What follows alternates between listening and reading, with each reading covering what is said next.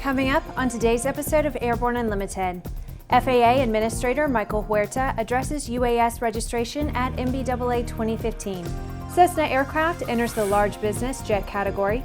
Gulfstream updates progress on the G500 and 600 aircraft.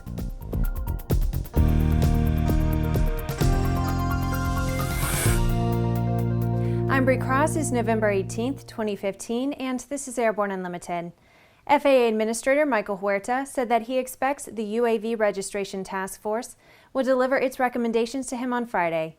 Tom Patton has that story from Las Vegas. Huerta made the announcement at the opening general session of the NBAA convention on Tuesday here in Las Vegas. The administrator said that with over 700,000 of the aircraft expected to be sold during the upcoming holiday season, small UAVs have become the definition of disruptive technology. It's our mission to make sure that the disruption that takes place is the desirable type, in a sense that these small aircraft have tremendous potential for improving the way whole segments of the country do business. Huerta said that through registration and other means, the FAA hopes to educate those new owners about safe and responsible operation of their new aircraft. Operators with little or no aviation experience will be at the controls of many of these aircraft, and many of these new aviators might not even be aware that their activities could be dangerous to other aircraft, or that they should even be considered aviators at all. Huerta also said that registration will make it easier to find people who ignore the rules and operate in an unsafe manner.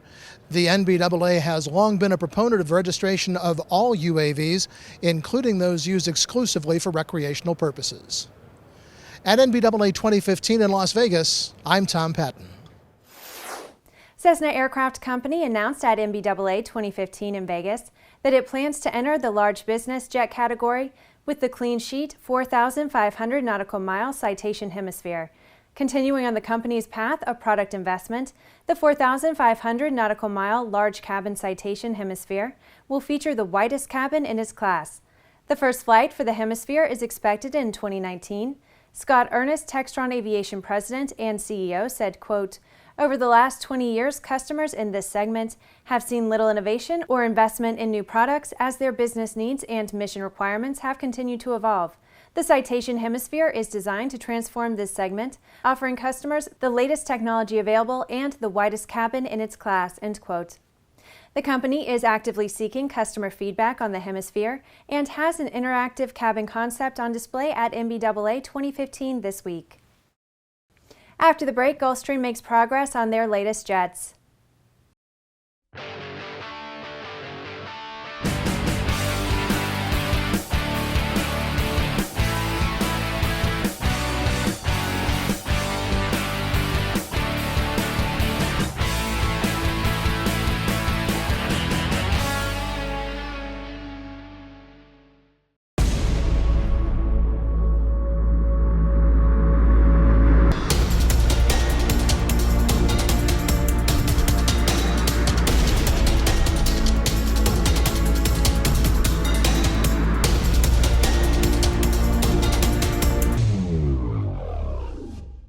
Redbird is quickly becoming the industry standard for flight training. Since Redbird introduced its revolutionary FMX in 2007, colleges, universities, and flight training operations around the world have integrated Redbird products into their curriculum. It's time to discover what Redbird can do for you. Join the migration.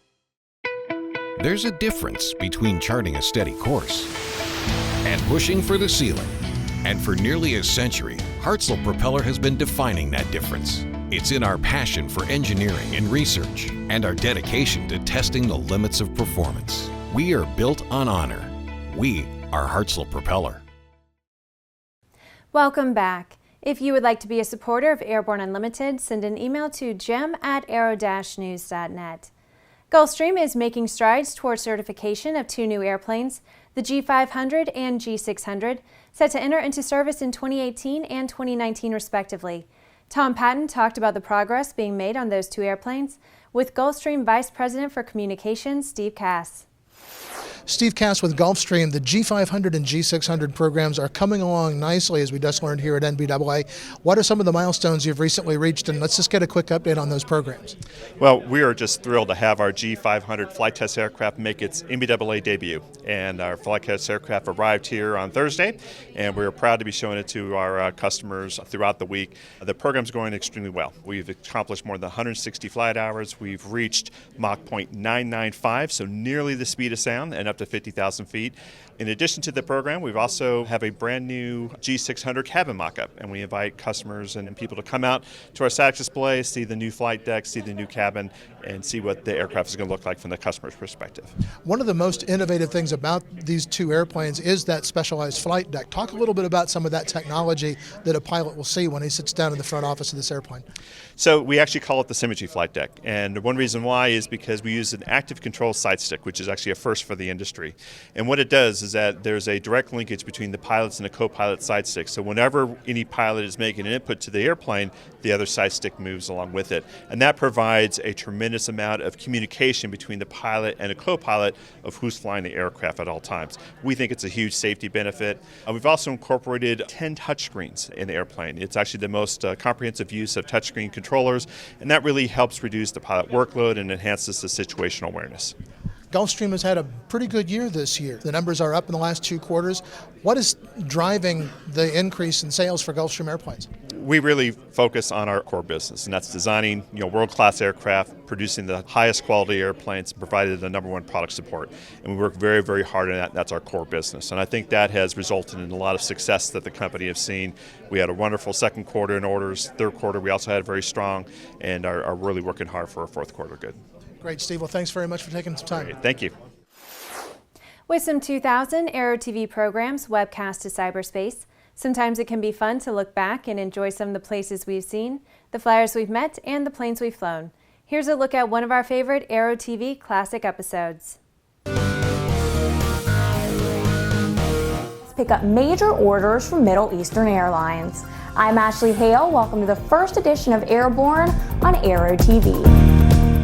This week, ANN celebrates the 4th anniversary of the beginning of our Airborne series of video broadcasts. This video was our first Airborne program that came to fruition through hard work and dedication in the background, and our anchor, Ashley Hale, in front of the camera. Take a look and see what was important 4 years ago. Search Airborne 11-1811 on Aero-TV's news channel. After these messages, Gogo and ForeFlight create a partnership. Meet SAM, the new 2-inch standby attitude module from Midcontinent Instruments in avionics. SAM offers selectable horizontal and vertical orientation like no other, guaranteeing the perfect fit within any panel. Learn more at flysam.com. The KSN 770 is an affordable, WAS-enabled integrated MFD with a flexible hybrid user interface from Bendix King. Get your fingers on the 770's perfect blend of touchscreen and hard buttons. Easily control your GPS navigation, Navcom, weather, traffic, and terrain in any condition. For more information, go to bendixking.com. Sandia introduces the new SAI 340 Quattro TSO'd airspeed, attitude, altitude, and slip. With integral backup battery, safety never looked so good. See it now at www.sandia.aero. Concorde's recombinant gas RG series sealed battery technology produces a high-performance battery with the advantages of being pre-tested and fully charged at the factory.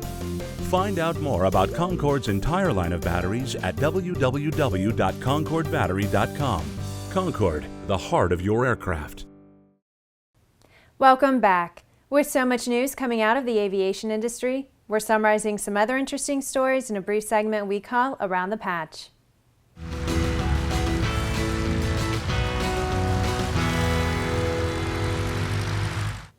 Gogo and ForeFlight have partnered to make the ForeFlight mobile application available to customers using Gogo's ATG 1000 in-flight connectivity system. Via the Gogo Biz Network service, this enables voice, high-performance email with attachments, and calling and texting with passengers' own smartphones. Pilatus' single turboprop PC-12NG offers greater speed, better takeoff and climb performance, more cabin comfort, and greater range with no increase in fuel burn or operating costs. Several subtle but important changes contribute to the increased speed with no additional power. Jeppesen recently introduced new features for Mobile Flight Deck version 2.7. The features enhance situational awareness and provide data for both IFR and VFR flying conditions. The iPad-based electronic flight bag solution is also compliant with the iOS 9 operating system.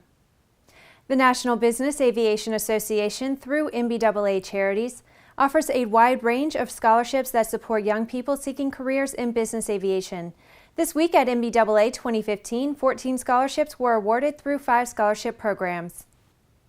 FlightAware is now offering worldwide weather and enhanced flight hazard forecasts from Schneider Electric within FlightAware Global, FlightAware TV, and FlightAware's Enterprise WX accounts. FlightAware can now overlay dozens of additional weather layers, including altitude and time-based layers, to increase situational awareness. Well, that's our trip around the patch. Now let's move on to the rest of the news. EAA has informed us that the Senate Commerce, Science, and Transportation Committee is holding a markup session in which the Pilot's Bill of Rights II will be considered for movement to the Senate floor. This is a landmark step in the legislative process. A markup is a process that allows bills to be considered, debated, and amended on the committee level. Once the bill is approved at the committee level, the door is open for it to go up for a vote before the full Senate and sent to the House for passage. Senator James Inhofe, who introduced the bill, has spent countless hours on Capitol Hill convincing his colleagues to support this legislation. If passed, the bill will bring relief to thousands of pilots by altering the requirements for a third-class medical certificate. It will also have an impact on all pilots as it relates to regulations and enforcement actions. With 69 co-sponsors in the Senate, the Pilot's Bill of Rights II has gained significant bipartisan support.